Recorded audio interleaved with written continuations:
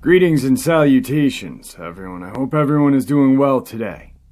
Today I've got a terrifying upload to share with you guys. I've got some Q&A from William. I've also got a little bit of information on some canine cryptids in Africa. Before we get into today's upload, a couple links I'd like to share. As you know, I rely on my Patreon, my PayPal, and my merch to help this channel to continue to grow and go. All of those links are in the description below. I also have a second channel for creepypasta, fanfiction, and scary voice acting. Stories that really don't fit on this channel. Now, if that's anything you're into, follow that link and give those stories a listen. You may just like what you hear. I also have a friend from Maine who is a very talented narrator who does a lot of fiction, horror fiction, and sci-fi fiction. His channel is called Chaos Theory Production. His link will be in the description below as well. If you guys get a chance, take a gander over at his channel and you may just like what you see there as well. Now, I've taken enough of your time, guys. Let's get on with today's terrifying upload, shall we?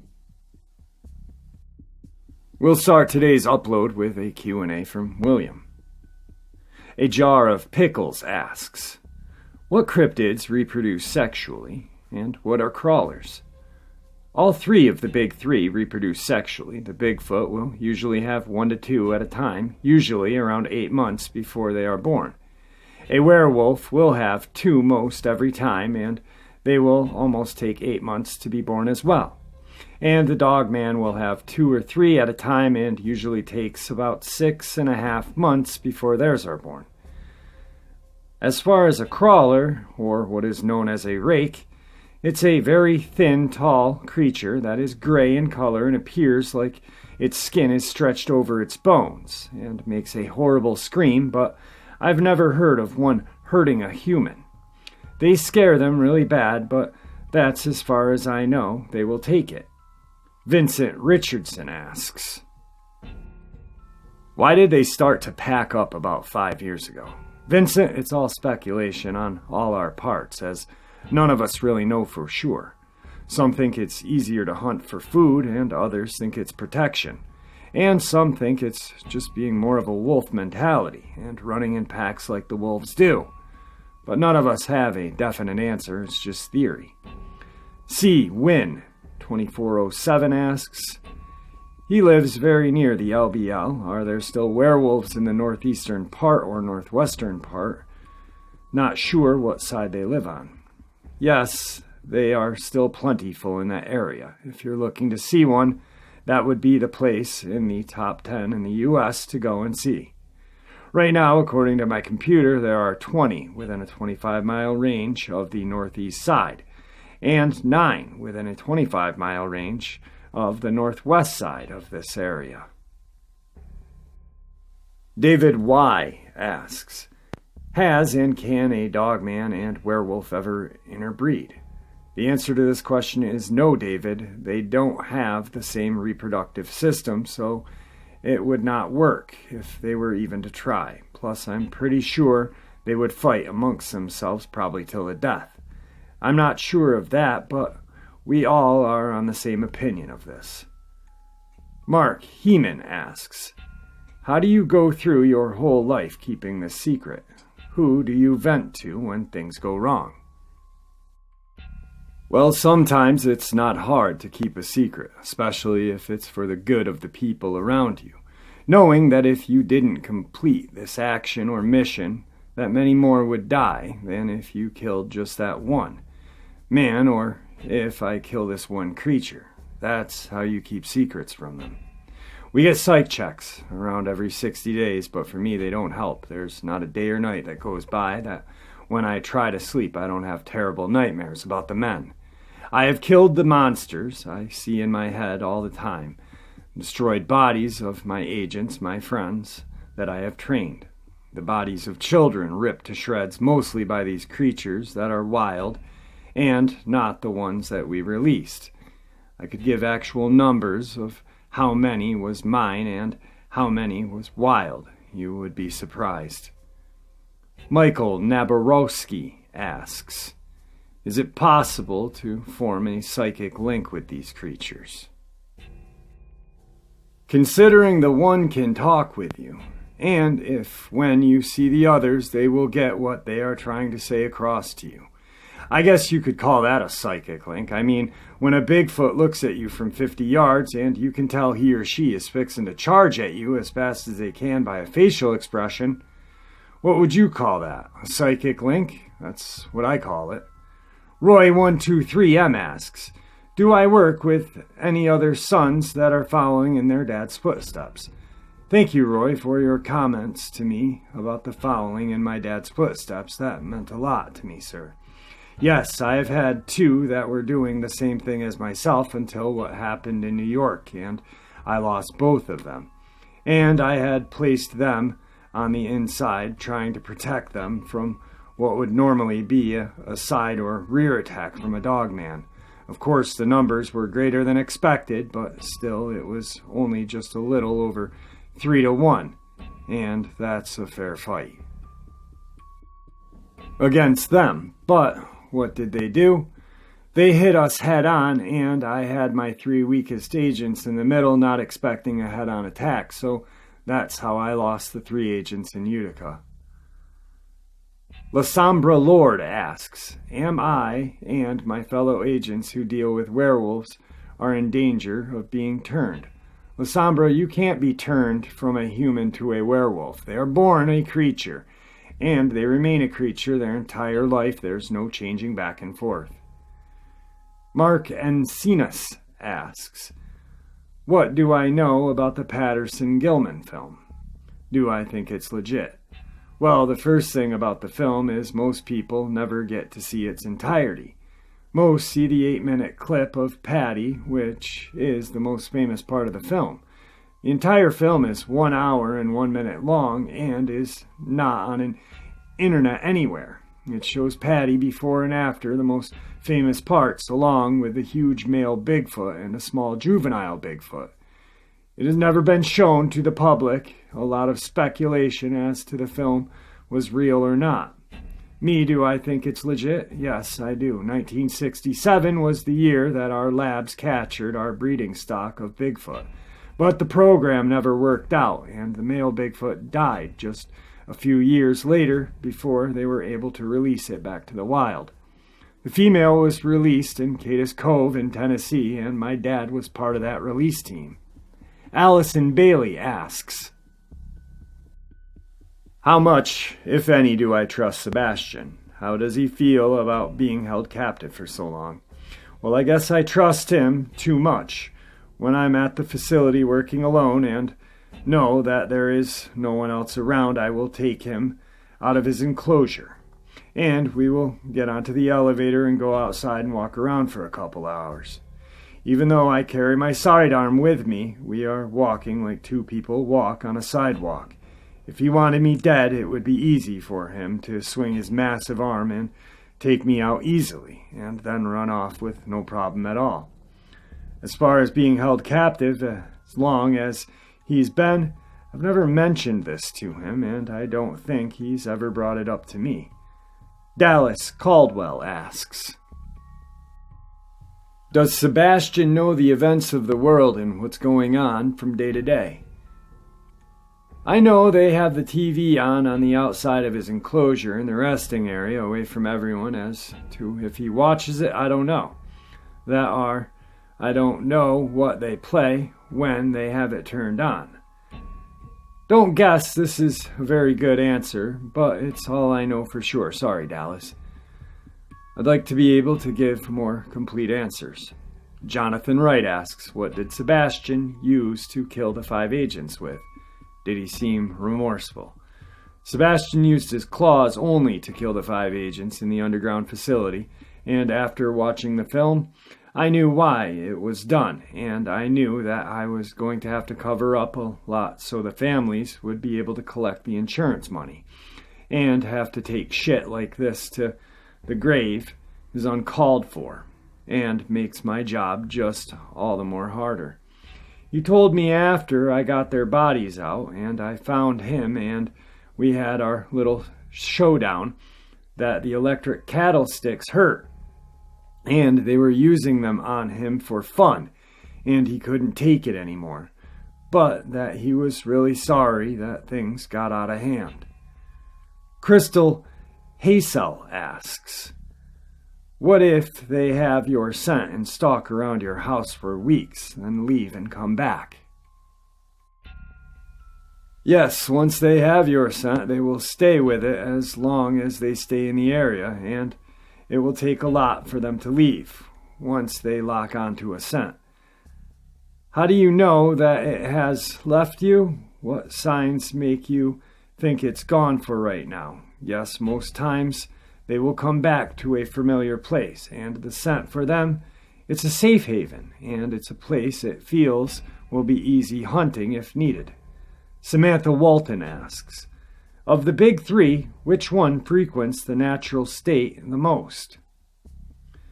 We got more calls for Bigfoot in Arkansas than any other cryptid, especially all along the western border of the state inward for about 50 to 75 miles. It's really bad, Folk, Arkansas. It's one of the busiest parts of the state, and they are larger than most other places, except for the Northwest. Wolfka asks, are our captive beasts in the same enclosure? Do they get along with each other? And do the males get along? No, they are not in the same enclosure, and there are a total of 8 enclosures with dirt floors, 3 sides being rock with a rock ceiling, and the front being made out of 2-inch bulletproof plexiglass so it cannot be broken when beaten on by any of the creatures. As far as them getting along, they have no knowledge, never even seen one another. Only one group is on the right-hand side and the other one is on the left-hand side with all kinds of stuff in the middle like normal dogs and cats, monkeys, normal animals we use to show them what not to kill. Sebastian is really good with dogs, but they fear him terribly. Stu Hicks asks, about how much insurance each agent gets to carry? Stu, each agent gets $3 million for his family, and it's paid in 3 days. The problem that happened with these 5 agents were they were armed, and they had the electric cattle sticks to move him, with the females had already been moved. And I can't say who didn't feel good, but they brought him out of his enclosure and had already hit him several times with those sticks. And on the film, you can hear him tell them it hurts. They start to walk him, and Walt is behind him and sticks it to him bad enough to put him on his knees, and started to turn and took Walt out. Got back to his feet, and everyone started lighting him up, and he would just swipe them enough to take them out completely. But when it got down to the only 2, they ran, and he cut them off from the elevators and were destroyed them as well. I was in my quarters. Why I wasn't called is beyond me. The werewolf is my specialty. Anyway, they did wrong, and that's why he is still alive. I had to make the papers show something else happened and made them into heroes, when in reality, they are not in the case of Sebastian. They did lots of great things in the field, but they did him wrong, and they paid an awful price for it. Jeff, I have 3 more agents coming to help me with the night hunt. I saw him last night. I was 30 feet up a huge oak tree, but couldn't get a great headshot. He was well over 10 feet tall and weighs about 500 to 600 pounds. Still have not been able to find Jay, getting worried about the newbie are coming, but can only use them in the daylight hours for right now. I'm going to lay down and get some rest. I need it. Worn out today, very tired. Be glad when the other agents get here today. Thanks, Jeff. Let me know if you received this, please. William. Well, Jeff, I believe you did rather well tonight. The encounters were good and you sounded great, so congratulations on your 3rd year. Man, looking forward to listening to 3 more. Wishing you all the best. I've just got back to the tent about 2,300 hours and still no sign of Jay. I've called it in to our CO, and if he's not back in the morning, I will get more help out here tomorrow to help locate him on his cell phone. It's not even on, and our phones are never off. Anyway, going to be a sleepless night with him and the Bigfoot leaving 19-inch tracks less than a half a mile from my location.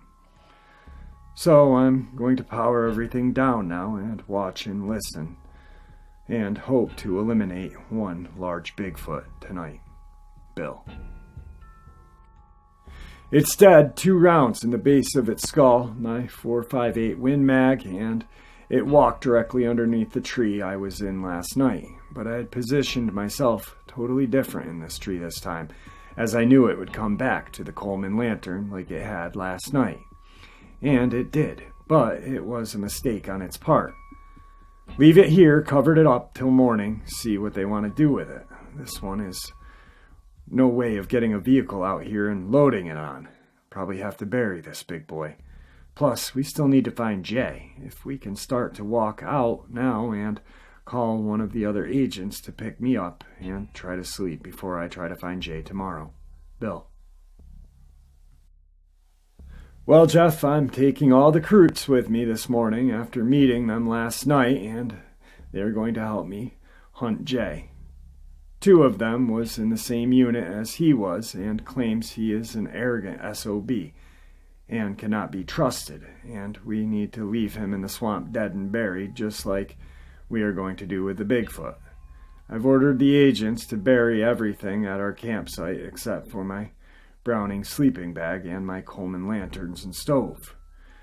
To take a height measurement of the Bigfoot and bury everything else in the grave with the Bigfoot and put the tent on top of the body, then cover it all up with dirt and make it look like it's part of the landscape. No way to get it out. They measured it. It was 10 feet 10 inches tall. That's the tallest one I have ever killed. Now we are hunting for Jay. He has to be close to here somewhere. Bill. Jeff, even if I didn't like this guy, he didn't deserve to die the way he did. Something, and I assume it was the Bigfoot, snapped his neck, so at least he didn't have to suffer when it happened. It placed him 15 feet up in the tree. That's the reason I was having trouble finding him. I was looking on the ground for him. Both his weapons we cannot find, so I still don't know where it happened. But they are wrapping him up now, and we are going to head back to the vehicles, and then to the airport to catch our helicopter back to Virginia. We'll try to get out to Wyoming, hunt finished, and to you today or tomorrow. Bill. That last part was just some excerpts that he sent me after the Q&A. Him and I talk on a regular basis. I thought I'd share that with you guys, since you guys have heard about Jay. During this whole process, I was telling him to be careful and watch his back. I kind of thought something was up and didn't really trust him. I was actually assuming that they were going to use Jay to do what Sebastian had warned him about. I'm glad that he got out of the woods okay, and that he was able to finish his job, and well, that's that. Today's second part of the upload is a little bit of African canine cryptid information. I've been reading a lot about different countries and their cryptids over there, and wanted to share some of the stuff I found with you guys. I hope you guys enjoy this. The Nambian Monster. The Nambian Monster, aka the dog-headed pig monster, is described as having a head that resembles a dog, but the body of a large pig. The animal is whitish-gray in color and has a hairless back and shoulders. The creature's body is thick and its shoulders are broad, much like that of a warthog or a wild boar. The footprints are almost canine in appearance, but do not resemble any known dog in the area. The creature is thought to stand around 4 feet tall and weigh about 150 to 200 pounds. It is extremely aggressive and has no fear in going up against a human. Since 2009, residents of Namibia on the west coast of Africa have reported seeing the creature attacking their livestock and chasing and attacking their dogs. Some locals believe the creature is a result of black magic from an angry witch doctor, while others believe the monster is an alien. It must be noted that many residents of the sub-Saharan Africa still have a strong belief in local magic from the earth as well as from warlocks and witch doctors. These beliefs date back to their early ancestors in the region. Local police in the area do not adhere to the magical alien animal theory, though. They believe the animal, although unknown, is flesh and blood origin and possibly the result of misidentification or possibly a sick, deformed known animal. Until the creature is caught and killed, though, the tribes of Namibia have avoided going out into the brush alone and now only go out in large groups as to avoid a one-on-one encounter with the Namibian monster. This bizarre, dog-headed pig monster terrorizes villagers in Alaska. This is an alien animal that the people have not seen before, says one local official, suggesting black magic was involved. In a story eerily similar to the Latin American chupacabra sightings, residents in northern Namibia along the southwest coast of Africa are reporting being terrorized by some kind of strange dog-pig hybrid creature, reports MSNBC. Eyewitness accounts of the alleged beast describe a mostly white animal with a dog-like head and a body similar to that of a giant warthog, with broad, round, nearly hairless back and shoulders. The creature is typically spotted attacking domestic animals such as dogs and goats. Could the sightings be evidence of an animal unknown to science, or perhaps just a case of mistaken identity? Description of the animal sound like some sort of genetic experiment gone wrong. Locals have expressed confidence that the animal is unlike anything they'd ever seen before. Many of them now suspect something nefarious is going on. This is an alien animal that people have not seen before, said regional counselor Andreas Mungindia. We do not have a forest here, only bushes, so this must be black magic at play. Interestingly, this is not the first time that unknown creatures have been reported in the region. In July of 2009, panic spread after a wave of unusual livestock and goat deaths were reported. Allegedly, at least 24 goats and several heads of cattle were found with their blood sucked out. Footprints of the unknown creature with dog-like feet were scattered around the bodies. When officials followed the footprints, they mysteriously stopped in an open field, as if the creature suddenly took flight or vanished into thin air. It's unclear if the reports in 2009 are related to the creature's sighting currently taking place, but locals were quick to blame black magic in both instances. Such unfounded superstitions can run rampant with fear and stirred. In fact, in 2010, Gallup poll found belief in magic widespread throughout the sub-Saharan Africa, with more than half of the respondents saying they believe in witchcraft and sorcery. Unfortunately, such naive superstition can be frightening social consequences. Already, one poor man has been accused of being a warlock and harboring the creature as his pet. Of course, the most likely explanation of the sighting is that it's a case of mistaken identity. It could be a warthog witnessed from a deceiving angle, or perhaps it's a sickly canine. Given that the area where the creature is spotted is dry and arid, not far from the Kalahari Desert, maybe it's just a desert mirage. Okay, I call bullshit on that, desert mirage, because if it's killing cattle and goat, I mean, come on, man, don't be stupid. When I was narrating this, there was one spot where it said they tracked the prints to an open field and they vanished. Well, on Skinwalker Ranch, the owners at the time, the husband and wife, were going out and tagging their cattle's ears, and they tagged a mom and a baby, boom, boom, and walked about 400 or 500 yards. Quiet, completely quiet. They're tagging some other animals. They come back because they hear their dog barking.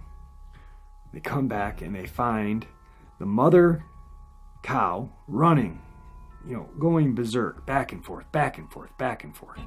And they find the baby calf, almost scientifically or surgically just cleaved. Gone. Everything. Muscle, meat, gone. No blood on the ground. They were only 400 to 500 feet away. They didn't hear anything. Gone. Just dead. I'm thinking, possibly, that this sub-Saharan area of Namibia, there may be a portal. There may be a portal there, and these creatures of unexplainability are coming out and doing their hunting and going back to where they came from. Wherever that may be. I know I don't want to go where they came from because that's fucking scary.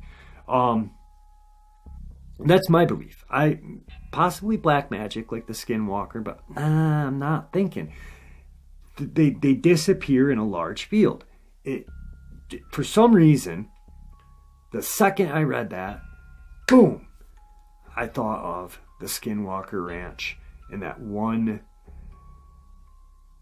encounter or occurrence that happened. Because, literally, these guys, the husband and wife, just tagged the baby calf, walked 400 to 500 yards away. The dog and the mother cow were going crazy. Probably 10, 15 minutes later. And they come back. And literally, there was no blood on the ground. I don't even care how good of a butcher you are. First of all, you're not going to do something like that quick and that silent and not be seen. Shit like that does not happen. So what I'm thinking is these portals are opening up. These creatures are coming out and killing and going back. I don't know. That's my belief. I don't know. I'm not an expert. I've never claimed to be an expert. There are people that claim to be experts, but I don't. But I really think something needs to be done because I honestly think that humanity as a whole did something fucked up. Whether it be the Hadron or Hadron Collider that may have started opening these portals or whatever. Because as humans, we mess with a lot of stuff we shouldn't. The coronavirus is just another example. Look what's going on.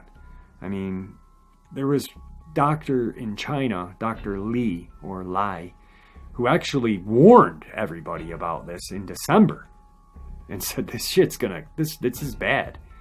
And he died. The government told him to shut up and he died. So I think that we as human beings are doing stuff that we shouldn't be doing, and we opened a portal to somewhere that we shouldn't have. We have these cryptids on land right now. Bigfoot, Dogman, werewolf.